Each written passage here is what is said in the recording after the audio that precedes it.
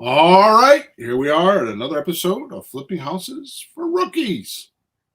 That was a little bit lame, wasn't it? No, I liked it. It was a little different. It felt genuine, Bill. It felt real. It's Genuine. fine. Genuine. Genuine, real. We're just here talking. Yes. Okay, so today we are about to embark on episode number 373. And the name of today's podcast is Mistake Free Creative Real Estate in Today's Economy. Mm-hmm.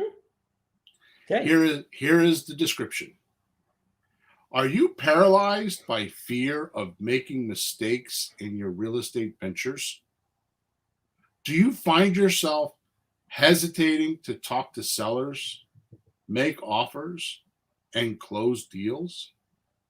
Maybe you are worried about making a wrong move in today's unpredictable economy.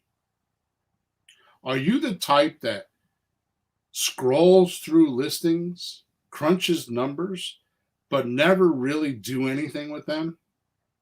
If this sounds like you, then you simply can't afford to miss this episode.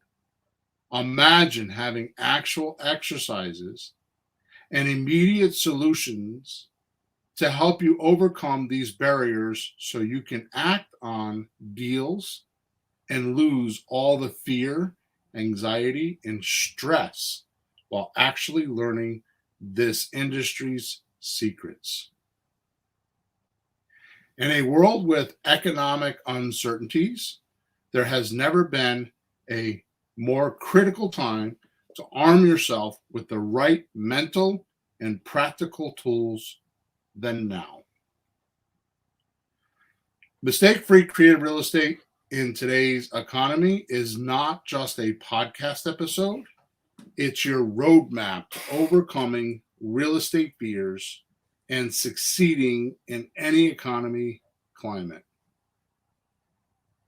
So, are you ready for confidence? Let's do it. All right. Okay, so let's start off with all the crap.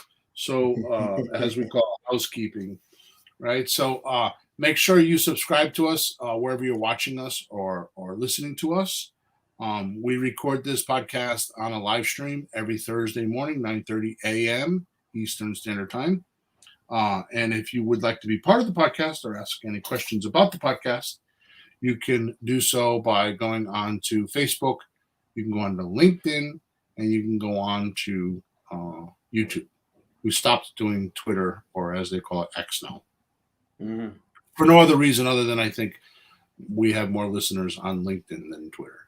Mm-hmm. So also, if you have any questions, you can go to flippinghousesforrookies.com. Top right-hand side of the page is a support link. You can send me a support ticket, and I will, if you have a question for myself or Peter, you can send it there, and you can get your answers from either one of us. I will send it back to you promptly. Mm-hmm. Last thing is there's a link inside of the description, and that link always pertains to something that we're doing in the podcast. And today's link, I will tell it to you at the end of the podcast, is something that I've never done before. So, and it doesn't, and I'm giving it away. I'm not even trying to get your name, email address, or nothing. I'm just giving it away ad hoc. Wow. So there you go. Boy, Bill's in a good mood today. This is true. All right, Pete. Let's jump right in today. Okie doke. Mistake-free creative real estate in today's economy. Wow. How's that sound?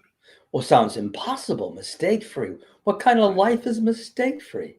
But right. Go ahead. Dazzle us. It is your full potential to be mistake-free, I promise. Okay. I'm going to break down the podcast into two parts today, okay? Mm-hmm. So one, things... number one is things most are afraid of and how they can go, or how they can overcome this.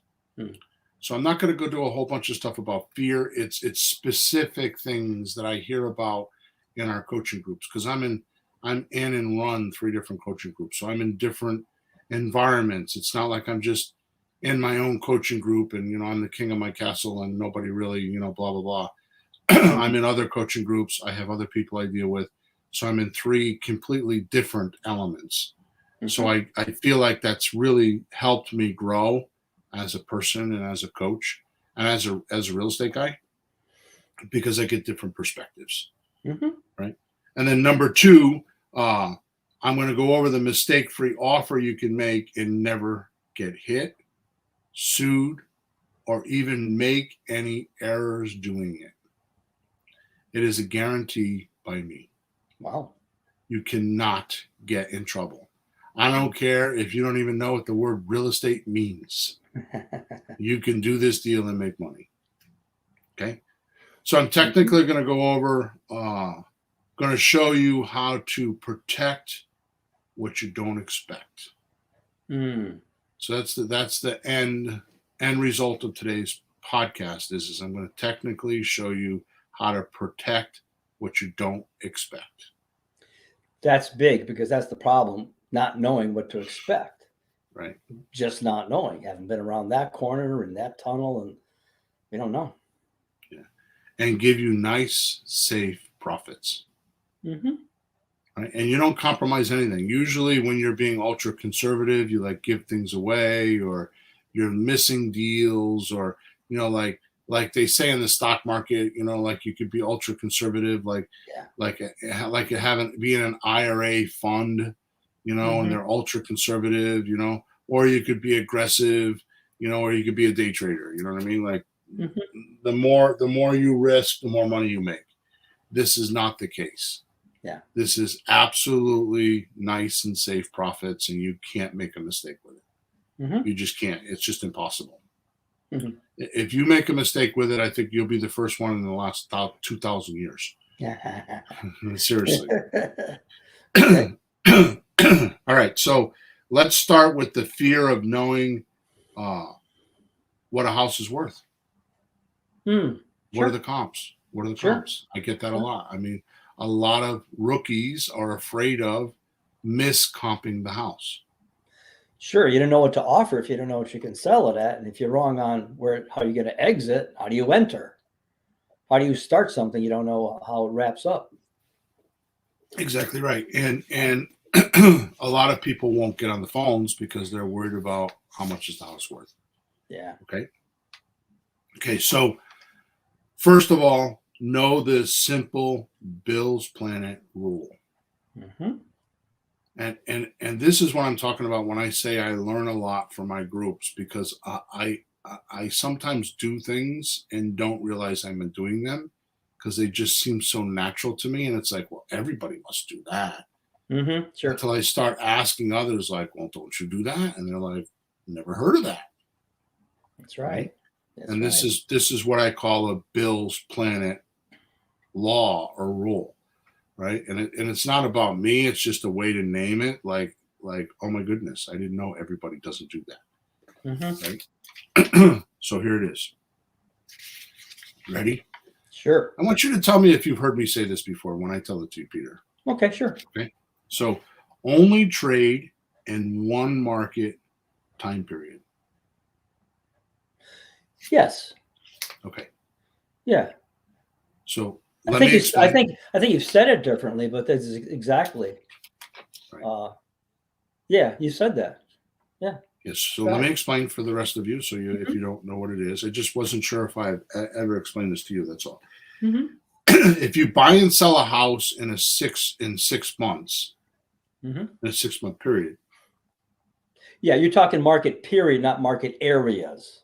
Well, yeah, you can sell that. Yeah. So in a certain time span, same time span.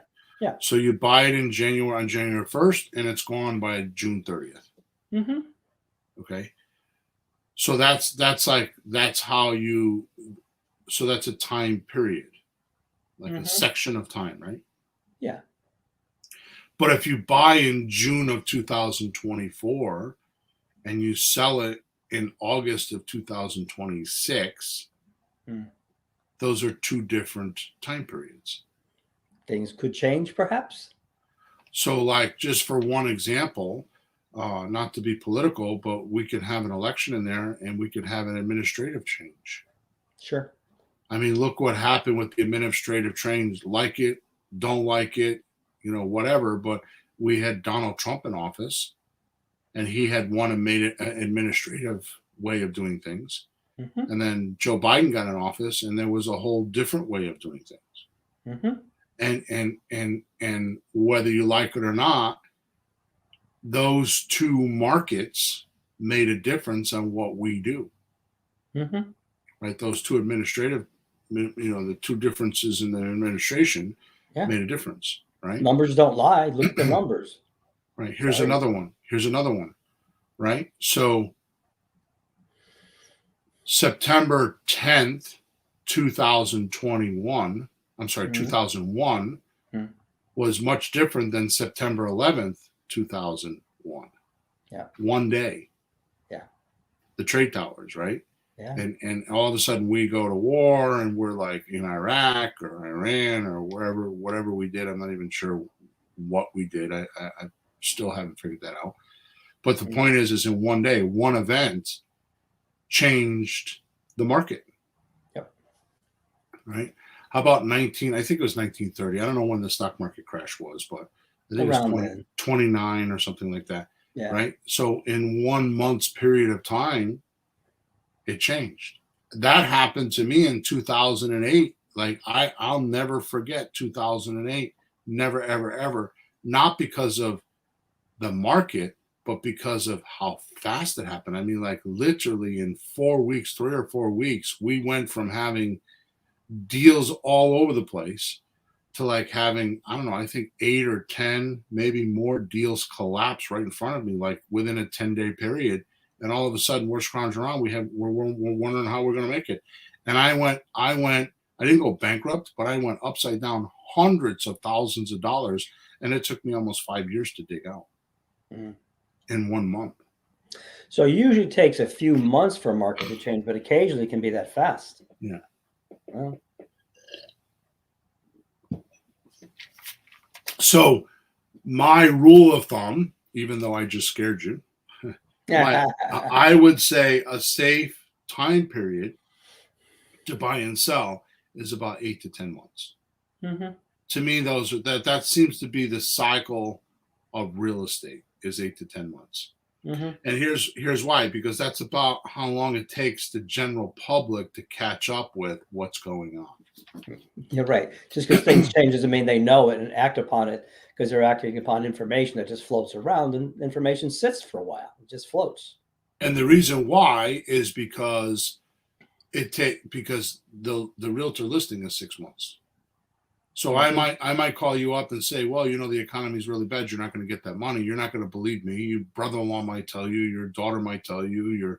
Your priest might tell you, and you're not going to believe anybody. You're going to put it on the market to see, because it's a lot of money and it's a big thing for you.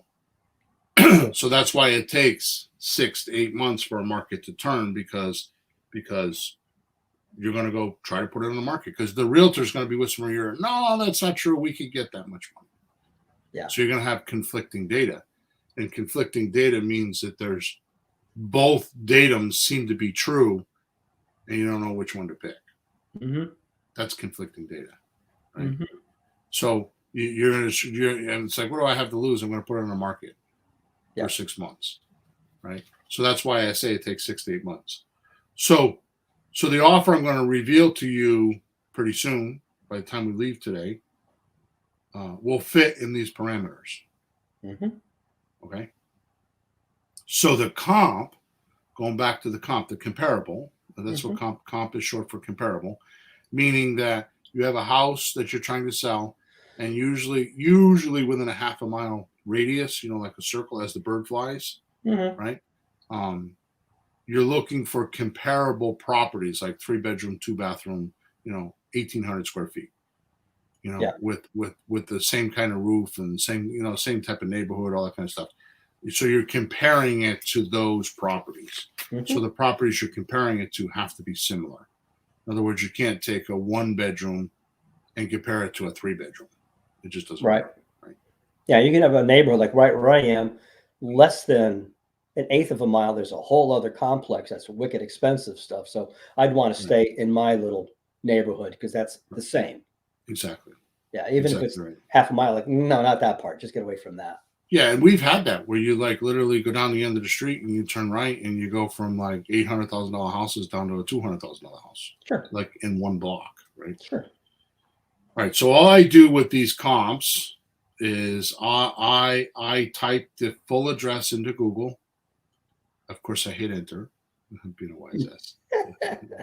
Stop it. And the SERP engine, which is a search engine result page, is the page that it brings back or it returns. Google returns a page, Mm-hmm. right? That has multiple data points. You know, they're like Zillow, Realtor.com, Redfin, Trulia. Oh my goodness, I can't even think of all the rest of them. Yeah, homes.com. Yeah. So what I do is I just click on them and I go through. First of all, I look at pictures because sometimes the pictures are different on different sites and I get a better perspective. Mm.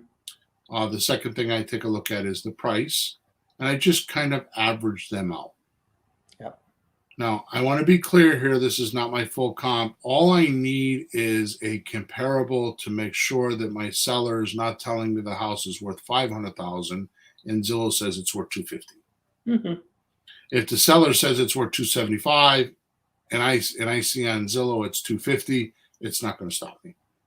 Mm-hmm. I'm not talking about today's offer. I'm talking about as you get more advanced. What I would do is I would go to my realtor or a realtor. I would use right these days we're using PropStream, very little. We're using Property Radar, so we'll use PropStream or Property Radar, or I'll go into both of them to check on it because those are both connected to the multiple listing service, the MLS, so they give pretty good comps.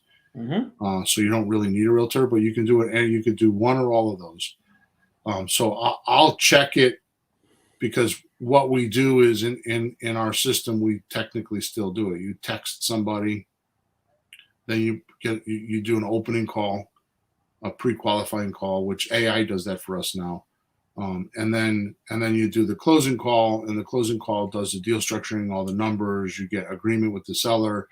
Once they sign a memorandum, the memorandum is your verbal offer on paper, so they can see it written down, and they didn't misunderstand anything.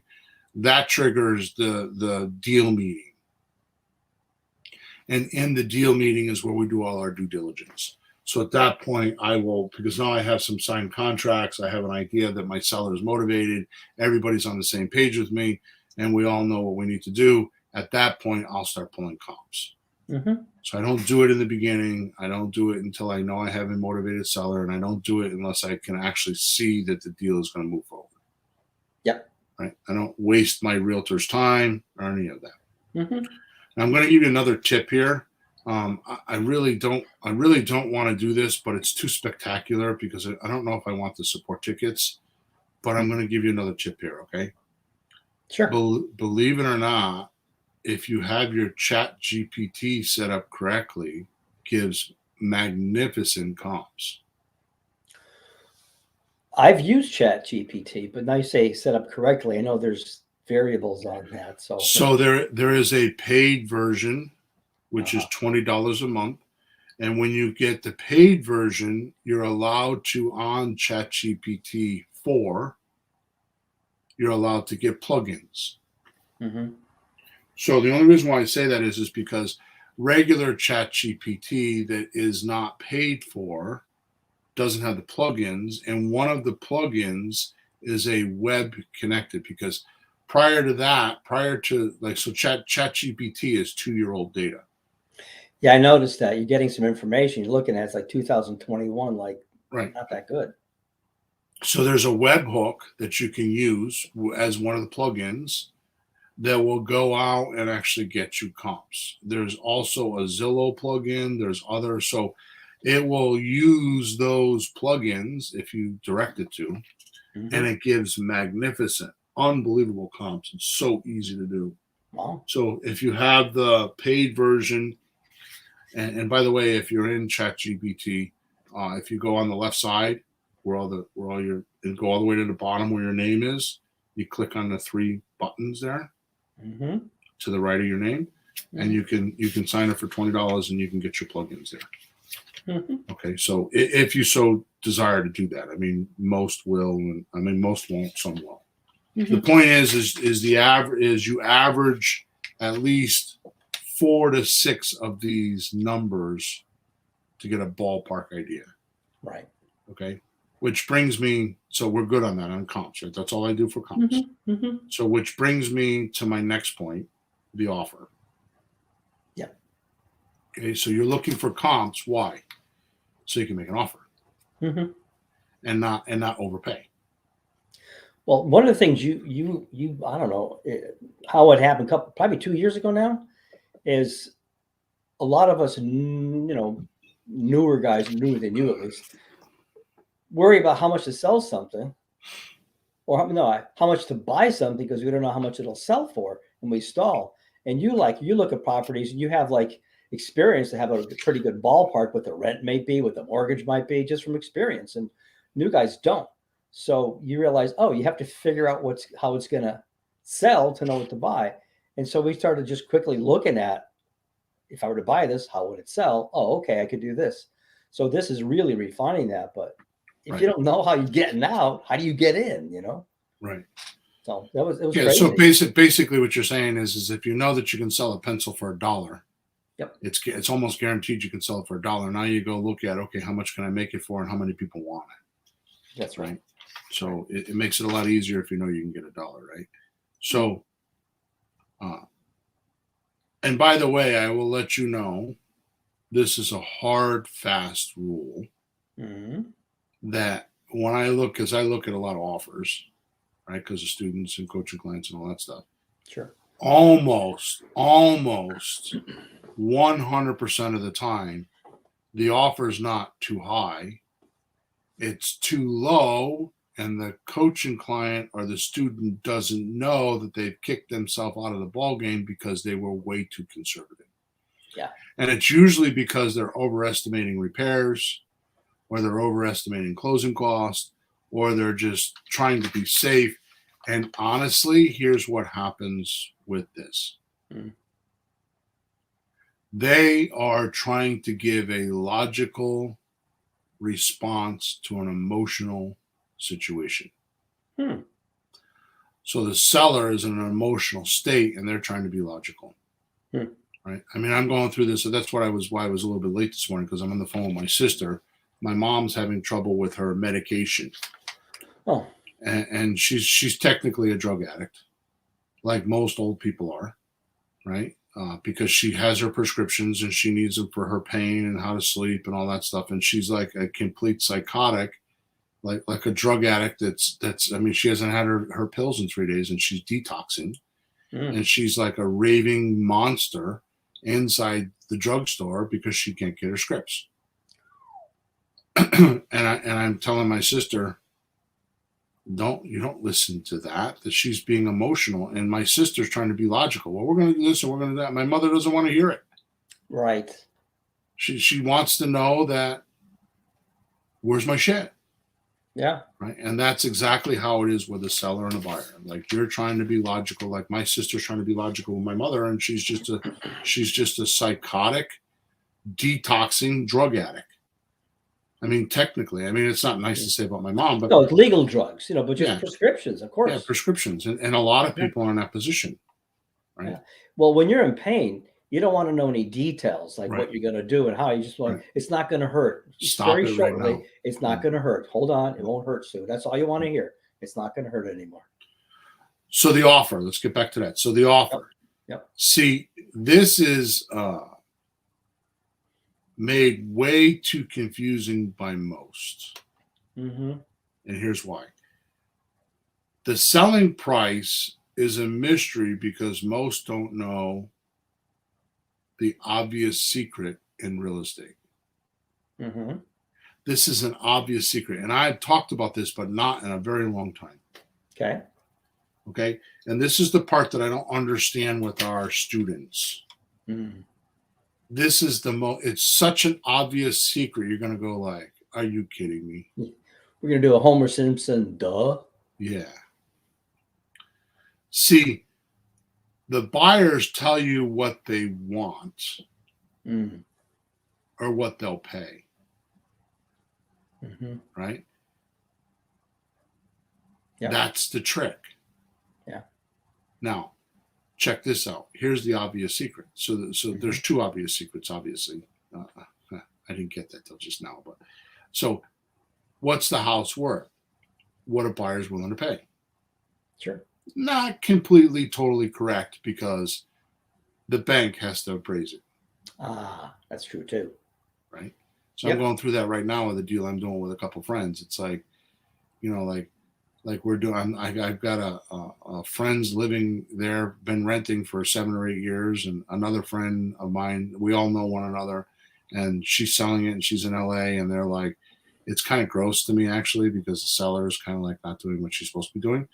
But like I'm like all over this deal because it's an FHA mortgage, and I know for a fact that there's paint in the front porch that's peeling.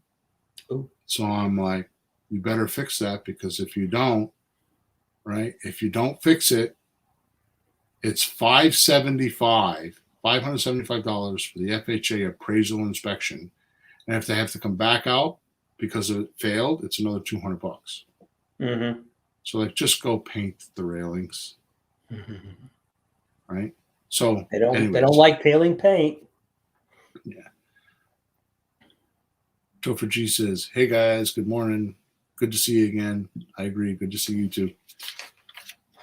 All right. So the buyers will give the price as long as the bank will give them the money, right? But here's the secret. Okay, I'm kind of dragging my feet there this morning. I'm going to pick up the pace here a little bit. What does the realtor do? The realtor, well, you could say finds the buyer, but sometimes the other realtor brings the buyer, and the first realtor just kind of waits for the guy to show up. So does the realtor really know what the house is worth? No. They got this smoke and mirror show, this dog and pony show where they talk about, well, let's give you comps. Well, that's the same thing we're doing. I just told you how to get comps. So they're guessing too, right? Yeah, well, the comps are not on that specific house. It's in the general house of like that in the neighborhood, kind of like a. And there's a lot of variables. The condition of the house, has it been fixed up? And I mean, I've seen houses like, wow, you took nice care of this, and like, oh my dear Lord, what have you done with this house? Don't you know you're supposed to take care of it? It's not a condo. You own it. The whole So thing. the realtor does exactly what we're going to do. They're going to do a guesstimate, and then they're going to bring it to the market and see what the buyer's willing to do. The difference is that the realtor is going to slam dunk you and hold a gun to your head on a 6-month contract, and even longer these days. Because if you sell the house within the next 6 months, they can actually sue you for their commission. In the contracts these days, they've gotten quite greedy about it, right? And then they're gonna bring offers back to the seller and see which one they'll accept. Yeah. And if it's low, they say, "Oh, gee, sorry, we'll just bring the price down." They have you locked into a contract. You can't say forget it, and they do anything like to dazzle you at the very beginning with a fancy number. Oh, and the next thing you know, they actually have training books that say just list it for whatever, and then they tell you, oh well, they have this whole story. Well, people look in brackets of 10,000. So if you're selling a house for 160, they'll put in there 160 or below. So if you want to catch the next bracket, you gotta because you might be missing the people that are only putting in 150. So you better go down to 150. You'll get more people. Yeah, which is 10,000 at a time. Yeah. Right. And that's what they do. Right. So my point is that why is this so difficult? The realtor's not making an offer. What are you worried about? The realtors don't get sued. What are you worried about? I'm going to show you how to do it exactly like the realtor. Exactly like the realtor. So there's just no realtors don't get, they don't have any problems. Matter of fact, they do what I'm jealous about right now. They charge thousands of dollars to have the right to do this. You have to be licensed. We don't have to be licensed. If you just listen to this podcast all the way to the end, you're going to know exactly how what to do. And I'm going to save you $3,000, $4,000, $5,000 of not being a realtor and doing the same thing the realtor's doing.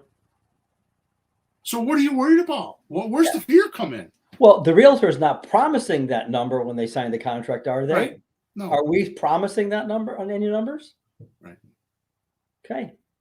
Exactly right. And I'm going to show you before we get done today. So no commitment, no lawsuits, no legal problems, stress, anxiety, none of that. It's just profit.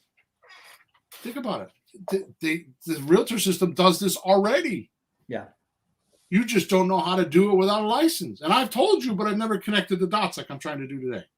Yeah. If they don't sell the house, what do? They walk away, say goodbye. Time's Yeah. up. Like, hey, that was nice knowing you. See you later. Yeah. If I run into somebody, I'll let you know. Yeah. Bye. Good luck. This is how you will actually bypass the beginner stages in creative real estate. This is how you will bypass the beginner stages in real estate, and how you will protect what you don't expect. I like that. Protect what you don't expect. Right. Okay. This is how you're going to do it. So you just do a few of these deals. I'm going to teach you here in a few minutes, which you already know what they are, but I'm going to show you which ones. I'm going to name them mistake-free deals. Right? Just do a couple of them. You can't make a mistake. You can't get hurt. You can't get sued. You can't get beat up. You can't get embarrassed. You can't get yelled at by the seller, because it's no different than what a realtor would do. Hello? All right, let's move on to another fear most are challenged with. Talking to strangers or sellers and knowing what to say. Okay? Sure. So I have two solutions for this that has helped many before you, and will help you now. So if you're watching us on YouTube or one of those, the URL is right above us on the video. But you can go to flippinghousesforrookies.com, and on the top right hand side, there's a link that says free stuff. There's which we don't talk about it enough anymore. There's about 30 different things that are for free on there. You know, there's scripts and there's videos and there's all kinds of stuff, right? There is definitely a lot of information there for you to go get. Okay. The thing that I want you to do is in that free stuff page, or on that free stuff page, there's a few documents you need to download. So one of them is a for sale by owner script. We call it a FSBO, FSBO. FSBO is an acronym for sale by owner script. Yep. So download the FSBO script and download the lease options explained document. Now, once you have these downloaded, right, print them.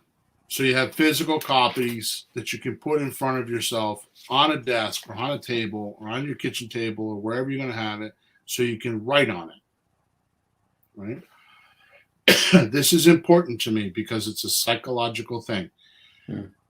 Don't do it on the internet. You know, I know my daughters are millennials, and Sean is the same way. I spent the weekend with Sean, and everything's, you know, all the notes and everything are on the phone or on an iPad or something. I don't want you to do that. I really want you to just print it. Bill, they have some kind of paper phobia. Yeah. They're afraid of paper, afraid of trees. I don't know. It's something weird. I have a lot less paper than I used to, which is fine. But you know, some paper is good because paper doesn't go away as easy as something on a screen. Whoop, where'd it go? Yeah, I don't even do that. I bust Sean's balls, my other partner, because he's like, you know, I'm like, where are the contracts for the lease you just signed? And he's like, really? I'm like, yeah, send them to me. And then finally one day I stopped him in his tracks. And I said to him, look, Sean, you do whatever you want. Send me the documents. It's my deal. I want the documents. But I don't understand. And he didn't have a problem. It was just annoying to him. I'm like, what happens if the computer breaks? What happens if the internet breaks?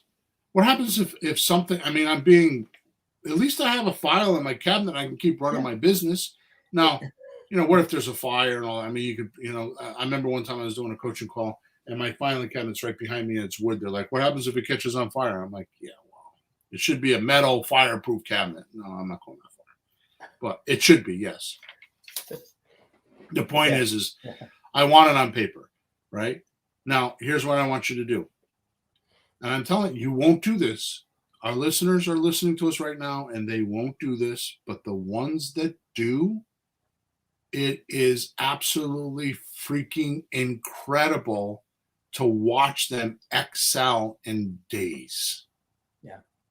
So I want you to hand write these documents. So the for sale by owner script is 1 page, or I'm sorry, 2 pages, I think, 2 or 3 pages, we'll say, and the lease option explained is 4 or 5 pages. Hand write it at least 5 times. I prefer 10. Wow. Hand write it. Hand write it. Then I want you to take your smartphone and I want you to read it into your recording device on your smartphone and then plug it into your ears and listen to it while you're doing everything. Every minute you can, listen to it while you're driving, while you're exercising, while you're in the bathroom, while you're getting dressed, while you're cooking dinner, while you're grocery shopping. I don't care. Just listen to it. And I am telling you that I am not an advocate of this, but I'm trying to brainwash you with you.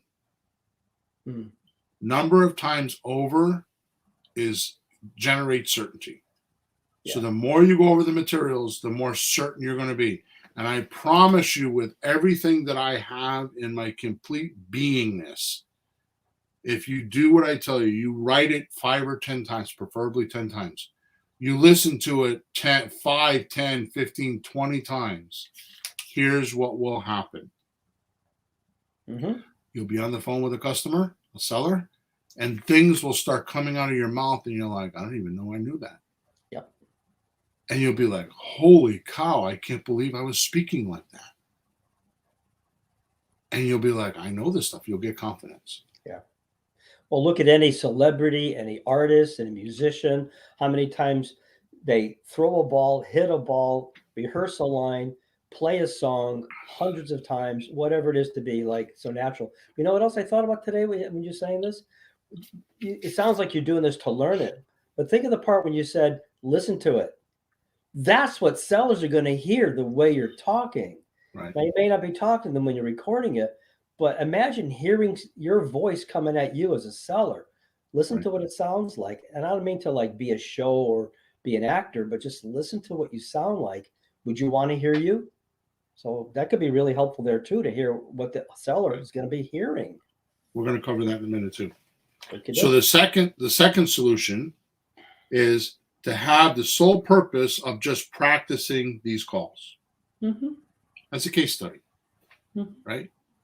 Like it's just like you're in school and you're doing a project, or you're doing a thesis, or you have a goal. You remember in high school you had these projects and you had 3 or 4 guys or people, the students together, and everybody had their little job, the science project or whatever it was, right? That's what this is like, right? You just want see the problem that you have, and I'm talking to our listeners right now. Point blank, in my mind, having trained hundreds of students, here is the problem. Point blank, straightforward, I'm going to kick you in the teeth right now, is confront. Lack of confront. And the reason why you have lack of confront is because you don't know how to protect what you don't expect. Right? So here's what you need to do. You need to study the seller. Just observe them. Like when you say, will you take payments, and hear what they say, and just observe them. And if you do this, I promise you, if you make 3 to 5 phone calls, it's enough. You need to do more, but at least you'll realize that people are not normally mean, and they're really nice, right? Yeah. And you can do this, right? So what it does is, if you go at this like it's a case study, right? And you go at this as like, this is what I'm going to get out of it, instead of I need to make an offer, or I need to be on cue, or I need to be the one with all the answers. Your mindset will change, and you'll be able to confront it, because you're just doing it for you. You're trying to learn something. You're not trying to make a deal, which, by the way, when most students that do this, they fall into a deal anyways, right? Yeah, You'll be yeah. surprised. Well, if you relax and Mm-hmm. just pay attention to how you could help the person and Right. almost take yourself out of the equation, you're agreed. Just how could I help this person? Practice that a little bit. You'll be on the right track. And yeah, something could just pop in your lap because you're doing it the right way. But you got to relax. Now, here's the most vital part. This is probably the best advice I can give you the entire podcast. Mm-hmm. And I think I've given you some pretty good advice right now. Oh, yeah. Being pompous. Mm-hmm. When you do these phone calls, record yourself. You just said that a few minutes ago. Mm-hmm. Listen to your tone. Yeah. Listen to how many times you cut the seller's communication Mm. because you have something you want to say and you're excited and you're trying to give them information because you're. How many times do you cut the communication? How many times do you not acknowledge the seller? I don't think people know much about that. Right. You know, you actually need to acknowledge when they say something, respond to it. Just say, I understand. Like, I get it. The only reason why you want to acknowledge anybody is to stop a communication. Mm-hmm. If somebody's over talking, it's because they're under acknowledged. Mm-hmm. Right. So if you just tell them, I'm tracking with you, or I got it, or yeah, that makes sense, or okay, I understand you think that, but right. You need to let them know you understood them. Otherwise, here's what's happening. The seller in their mind is thinking, I need to say this a different way. And they're thinking about how they can re-communicate it to you so you understand it and they're not listening to you. Mm-hmm. Okay. Yeah. My wife was yelling at me last night. No, Pam. Yeah. What'd you do now? She was in the bedroom and I'm in the bathroom and she's yapping away. And I'm just repeating everything she says. And she says, stop repeating me. You got this thing where you just repeat me all the time. And I came in the bedroom and I said to her, you do realize that mirroring is a sales tactic for duplication. She said, what? I said, when you mirror people, they feel duplicated. Mm-hmm. So something like, oh, okay. So, and you just repeat the last 3 or 4 words they say. So you didn't sell the house. I got it. Mm. You just mirror them. Well, that is a perfect duplication of what they said. I think what she's talking about is the wrong way to do it, like the psychological way, like, so I hear you saying blah, blah, blah, blah. Right. That's what she wants me to say. Yeah, but that's like saying that you said that. They want to hear that you got it, not that they said it, that you got it. So there's a right and a wrong way to do that. So after I told her what I was doing, she's like, oh, that makes sense. Yeah, but you also, the way you're an example, you also acknowledge it. Like, okay, I hear you. So you're saying, so you did acknowledge it, and then it's like what you mean is blah blah. Did I get what you mean? Yes. If you acknowledge it first. And with my wife, it's very delicate because sometimes she'll go on all night, just talk, and I acknowledge her, and she doesn't get it, and until I like mirror her and give her some healthy like I got it. It goes on all night. Yeah. And yeah, okay, we'll just leave it at that. Nothing wrong with that. It's just that's what happens. Yeah. So if you record yourself, you'll hear if you're acknowledging people, you'll hear your tone, you'll hear whether you're what is the word I want?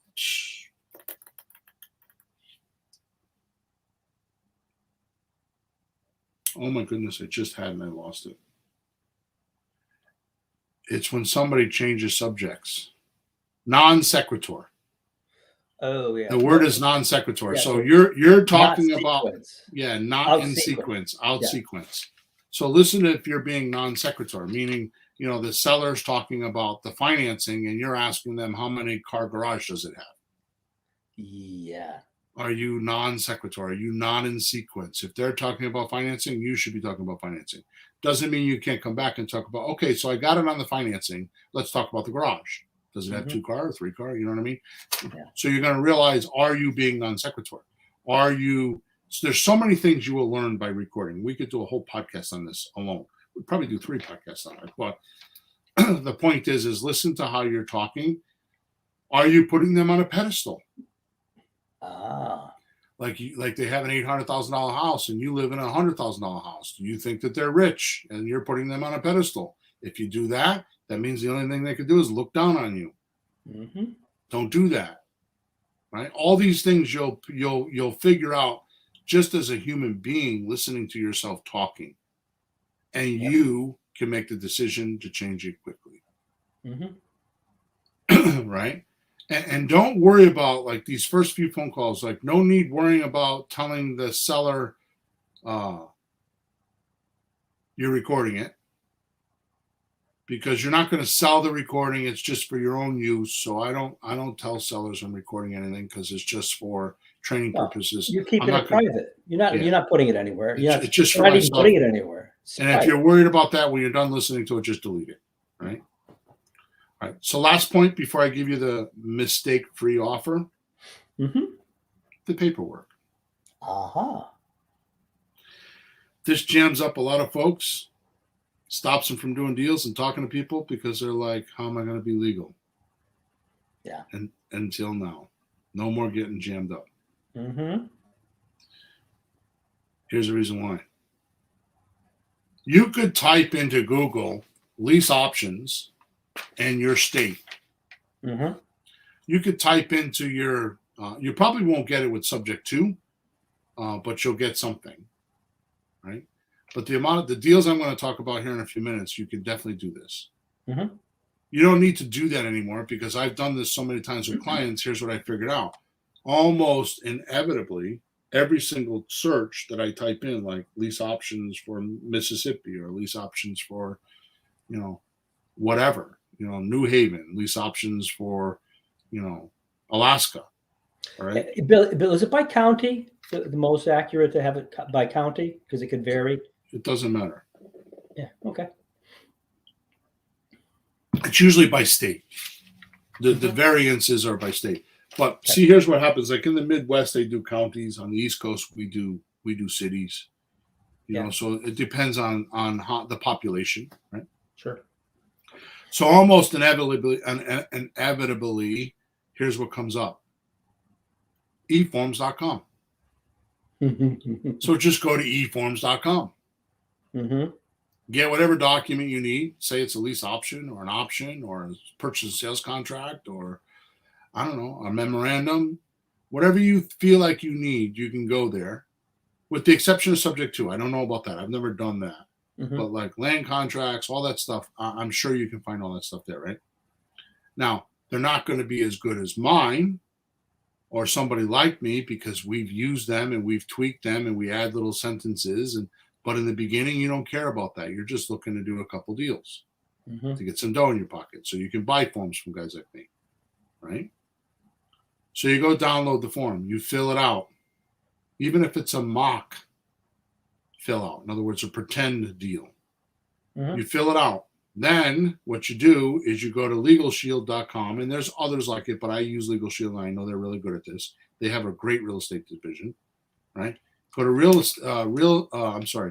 LegalShield.com. It's a $25 membership.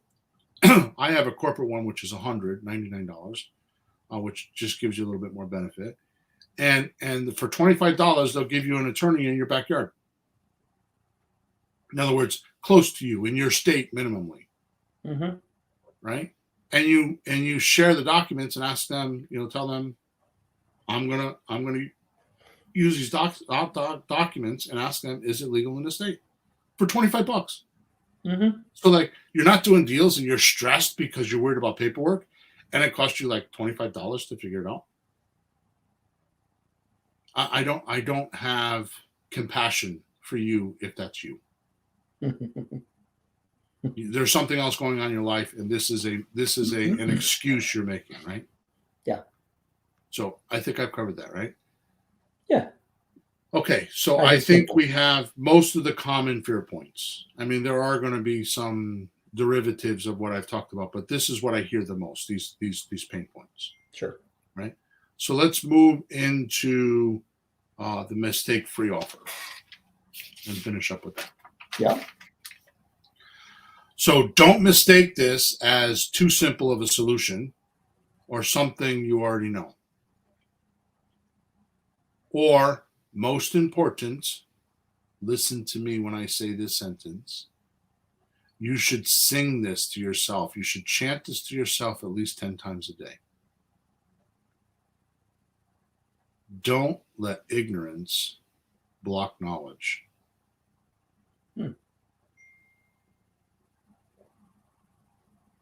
Don't let your ignorance block knowledge. I added your the second time. Don't let ignorance block knowledge. This happens to me every freaking minute of every day of my life. What do you mean? People think they already know it. First barrier to learning is they think they already know it. Yeah. And they have no idea what they're even talking about. They're ignorant on the subject. Yeah. I'm going to tell you right now, I don't feel like I know real estate. Honest to God. I feel like there's more to learn. I feel like I'm missing something. I feel like constantly there's something more I can learn. Mm-hmm. That's the right attitude. And I've done hundreds and hundreds of deals. And sure enough, almost every week I learn something. It might be little pieces, but those little pieces are huge. It'd be a big deal.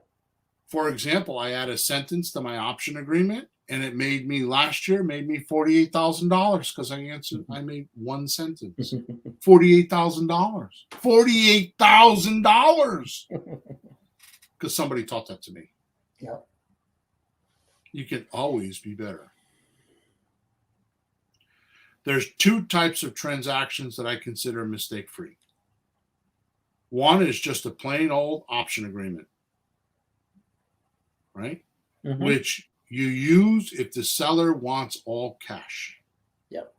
You get on the phone with somebody, they want all cash. They're not willing to do anything but a cash deal. This is no different than what the realtor does. The realtor signs a listing agreement. You sign an option. Mm-hmm. I'm going to go over this in a second. Yep. The second is what we call on Bill's Planet a slot deal. It's an acronym. It was started out as a joke, but it's stuck. It's a sandwich lease option transfer. Mm-hmm. It's a joke because I used to tease Peter in the beginning. Where else can you go in real estate? Put a $10 bill into the slot machine and come out with 10,000. Cha-ching. Right. Yeah. Which really means what a slot deal is you're flipping lease options on pretty houses. So you're getting a lease option and you're flipping it to somebody else for a profit. Mm-hmm. Now, first know, both of these use an option agreement, which means the right to buy, but not the obligation to buy. And you have to use what they call legal consideration, which means paper money. So you need to at least give the seller $1. We use 100. Many of my students use $10 to consummate the deal. In other words, to make it legal, you need to physically give them $1. I use 100 because we write checks and I want the paper trail. Yep. You could just go in your pocket and give them $10 as long as there's a receipt. Mm-hmm. You want evidence that you gave them $10. This option agreement, now that you have it, means that you are legally an equity shared partner in the property. Now, you're not a controlling partner. You're not a partner that has say, but you have a equity share in the property. In other words, you are now considered part owner of the property. A very minute property owner, but because you are a property owner, the law says you can sell it without a license. Buy and sell it, yeah. You own about a square foot, right? $9,900. You got about a square foot. That's something. But it's all you need. Yep. It's legal. So the option agreement works exactly the same way a realtor listing agreement works, except it's in your benefit, and it's a lot less invasive for the seller. Mm. It allows the seller to back out whenever they want. All they have to do is give it to you in writing. And when you find your buyer, you just write, you take it from an option agreement. It says it right in the agreement. Go Google it. Go find an option agreement. Like I said, you'll find one on eForms. They won't be as good as ours, but you'll get a deal or two so you get some money in your pocket and you can come buy forms from somebody like me. Right? So go get an option agreement and read it. It says when you are ready to execute your option position, you need to send in a letter or notify the optionor and let them know, hey, I have a buyer. And you take it from an option agreement to a purchase and sales agreement and you boogie on. Option agreement means the right to buy, not the obligation. How could you be afraid? That is a mistake-free transaction. You cannot screw it up. You can't do anything wrong. Nothing wrong. Nothing. The only thing you're going to jeopardize is your $1, $10, or $100.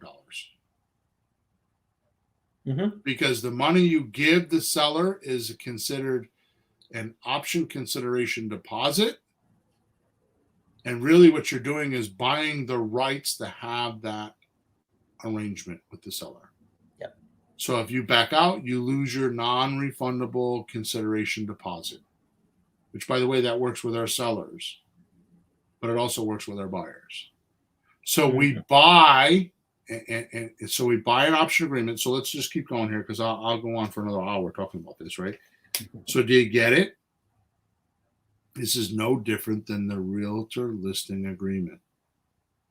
It allows you to go find your buyer, bring them back to the seller, and see if the seller will accept the deal. You're not doing the deal. You're doing it actually backwards. You don't have to comp it. You don't have to check and get money. You don't have to worry about repairs. You don't have to worry about anything except just saying to the seller, I'm going to bring it to the market. Let's find out. Yep. I mean, how does the realtor do it? I'm going to give me a listing. Here's my guesstimation of what the house is worth, which you can do just by going on Google, like I said, right? Because, by the way, MLS is going to be all over Google, especially if it was on the MLS before. You're going to have the same data as the realtor. You say, here's my guesstimate. Let's bring it to the market and see what the buyers are willing to pay, which is what the realtors do. You're going to go find the money first. The buyer is going to bring you the money and then tell the seller, here's how much I got. So when you, detailed question here, because. So when you write the option agreement, if you know a number, because we used to do this, where you put a number there, do you write TBD to be determined, or do you just put what do you write? Do you have to just write the number? Okay, you just put. So if it comes in less, what really matters is when you write the purchase and sales agreement. So suppose you write an option agreement for $260 and you find a buyer for $245 and the seller says yes. Doesn't matter. Just write the purchase and sales agreement for the $245, and if the seller and the buyer sign it, you're good. Got it. Okay. It wipes out all the problems of the comps, right? It wipes out all the problems of where you're going to get the money. What do you have to say? It just kind of wipes out everything. Right? All right. Now, before we boogie, because we're almost out of time, let's talk about how to make money with this, with an option. Sure. Okay. So one, on an option agreement, you're going to want to be about 10% below market value. So if they're selling for 200, right? You're going to want to be at about 180. Now this is not difficult to do because if they go through the realtor system, they're going to pay 12 to 15% in closing costs. Right. The seller's getting the 180. Right. That's his final number. Right. Yeah. After So, cost. so yeah, so the realtor will list it for 200,000. Then they'll charge 5 or 6% for the realtor fee or the marketing. They'll charge 3% for. There's a 3% adjustment for negotiating. There's a 3% adjustment for any kind of inspection results. Inspections, repairs, yeah. Right, and then there's a 3% for actual closing costs. Right, so that adds up to 15%. So you're doing them a favor by only charging them 10% because they're going to pay more if they go the other way, right? So now you got an option agreement, we'll say for 180,000. You put it on the market for 185, and you go look for your buyer. You're going to make $5,000. You gave the seller $100 or $10 for this option agreement. You now have the right to go sell it, but not the obligation. You start putting it on websites, like Zillow and Facebook Marketplace and all the Craigslist, all the different. There's a whole bunch of sites my guys use, right? And you just start promoting it, and then so you're paying $10 or $100 for the option agreement. When you find your buyer, you're going to sell it to them for $5,000 because you got an option for 180. You're going to put it on the market for 185. Plus, nowadays you get bidding wars, right? You get bidding wars nowadays, right? Yeah. Or maybe you put the point is you need to have something. You need to have bait to get the buyers to look at it. So if you put it on for 200,000 and the realtor and all the other houses are 200,000, who's going to come look at this house? Why are they going to do this deal?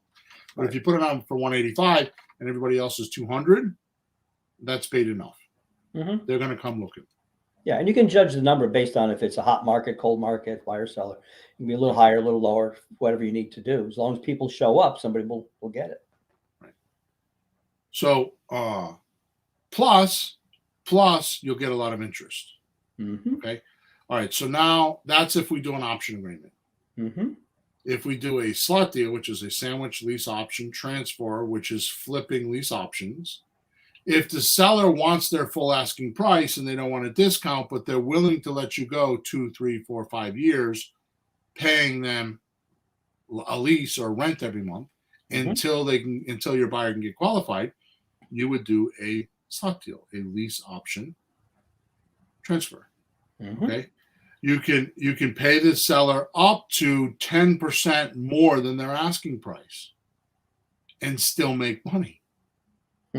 Because what you're going to do is you're going to make your money above what the seller's asking. So if the seller wants 200,000, right? I missed this. Hello, Umar. I see him in there. So if the seller's asking 200,000, right? Give him 200,000. You could go sell it for 210 or 215 or 220. And what you're going to use is you're going to use that $10, $15, or $20,000 as a down payment towards their purchase. So if you sell it for 220 and they give you $20,000 down, that means they owe 200, which is how much you owe the seller. So what you're doing is you're technically flipping the lease option. You have a lease option with your seller saying that, oh, okay, I'll pay 200 and I'll promise to pay you $1,300 a month because that's how much your mortgage is, and I'll do all the maintenance, all the repairs, and do anything. You're not a landlord. You take that agreement and you assign it to your buyer. So you're going to tell your buyer, okay, well, I pay 200, so you got to pay me $10,000 for finding a deal. So give me my 10,000 and I'll assign all this to you. And oh yeah, by the way, I'm going to assign this payment of 1,300 to you, and you're going to have to do all the maintenance and the repairs. You're going to have to shovel the driveways, plow the snow, all that kind of stuff. Take out the garbage. You're responsible for everything. You're going to assign all your responsibilities over to the buyer. How do you get in trouble doing that? The worst risk is your $10 or your $100 or whatever you're going to use. When I first heard this from you, and I thought, well, who's going to pay $210 for a two house, right? For $200,000. And then I realized the more you explained it, like, well, these people are stuck in a rent. They can't get the mortgage right now. Right. So for the opportunity to wait a couple of years, 3 years, 4 years to get a mortgage, that's the fee that gets them out of an apartment and saves them a ton of money in the long run. So it's still better for them to do this. And so it's okay. And a lot of people do show up for it. It's not like no one's going to buy it for more. They will.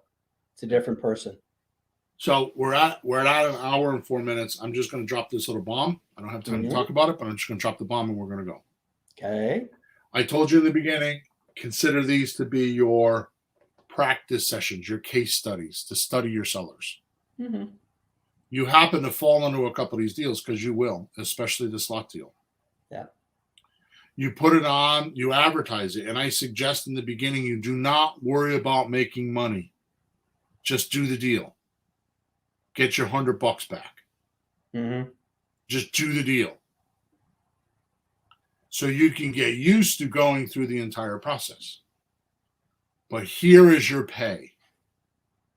As you're selling this house or you put it on the market, you're going to accumulate a bunch of interested buyers. Mm-hmm. You're going to put them on your list or on a list. We use software, which you can do the same, which is Creative REI Replay. You can add them to your list. So next thing you know, you have 30, 40, 50, 150, 180, 200, 300, 400, 500, whatever buyers on your list. Mm-hmm. Your next seller, you say, you know what, Pete? I'm interested in this house, and I happen to have about 130 people on my list that would be interested in this house.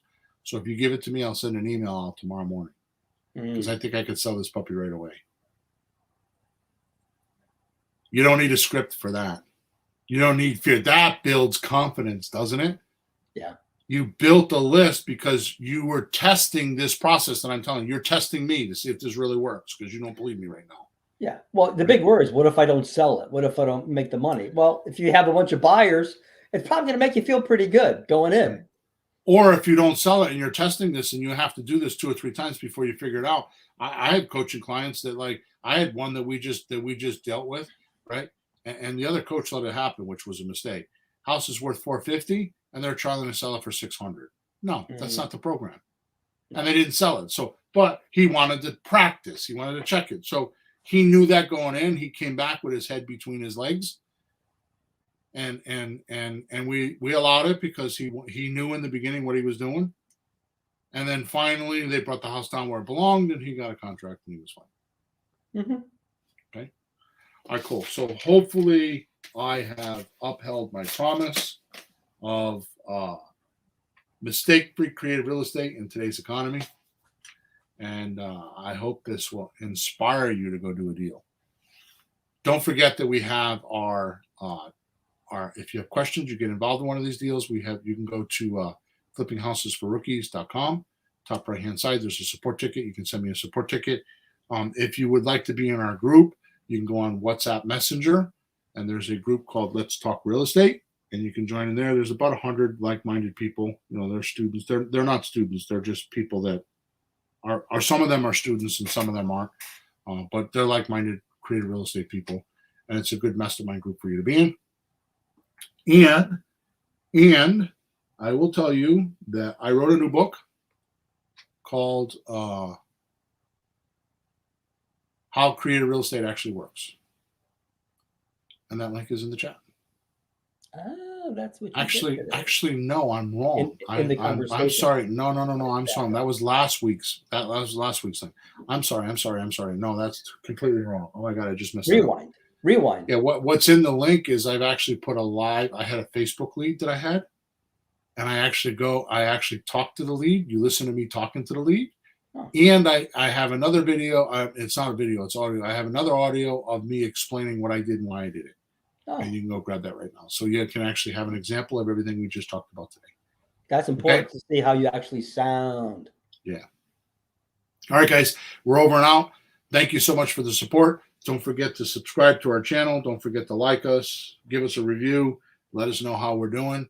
And of course, if you have a topic you'd like us to talk about, send in a support ticket, and we will definitely have that topic available, even if we've covered it before. In fact, I'm even open to if you want to come on the show with us and talk with us and ask your questions, I'd be willing to do that. Mm-hmm. Okay. So over and out. Have a good week. Flourish and prosper as hard as you can. Have a good week. Talk to you on episode number 374.